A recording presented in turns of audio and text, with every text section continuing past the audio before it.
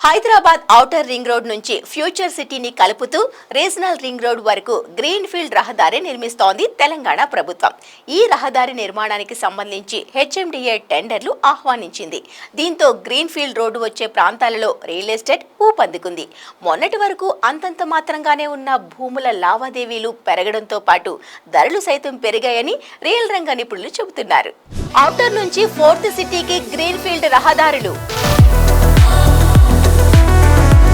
ORR to RRR via future city, 41.50 కిలోమీటర్ల green field రహదారులకు టెండర్లు.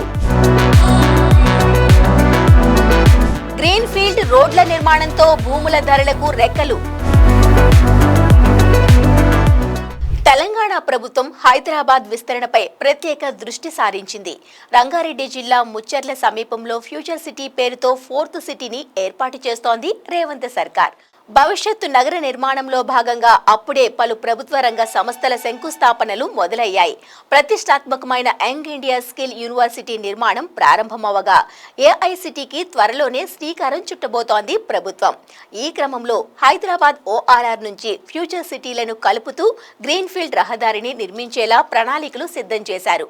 ఈ మేరకు గ్రీన్ ఫీల్డ్ రోడ్డు ప్రాజెక్టుకు సంబంధించి పనుల కోసం హైదరాబాద్ మెట్రో డెవలప్మెంట్ అథారిటీ టెండర్లను ఆహ్వానించింది.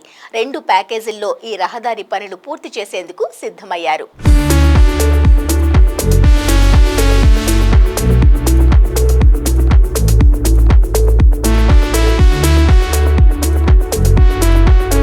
ప్రస్తుత హైదరాబాద్ ఔటర్ రింగ్ రోడ్ ను రావెరియాల ఇంటర్చేంజ్ 13 నుంచి Amangal regional ring road connect చేస్తూ గ్రీన్ ఫీల్డ్ రహదారిని నిర్మించనున్నారు. మొత్తం 41.50 కిలోమీటర్ల పొడవుతో గ్రీన్ ఫీల్డ్ రోడ్ ను ఏర్పాటు చేయనున్నారు. ఇప్పటికే రహదారి నిర్మాణానికి భూసేకరణ ప్రక్రియ సైతం తుది దశకు చేరుకుంది.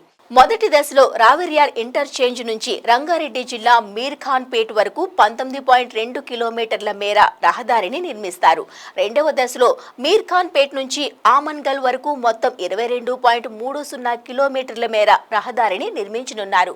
100 మీటర్ల వెడల్పుతో యాక్సెస్ కంట్రోల్ ఎక్స్ప్రెస్ వేను అభివృద్ధి చేయనున్నారు.